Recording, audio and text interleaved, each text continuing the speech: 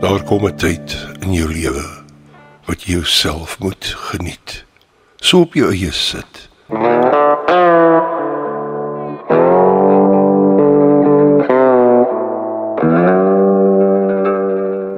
'n Klein bietjie goud in 'n glas. Met sjokolade. Ja man, die lewe is darem maar 'n plesier. Maar onthou, die lewe is 'n klein noot van bo. Kort, maar kragtig. So vat hom by die horingspappie.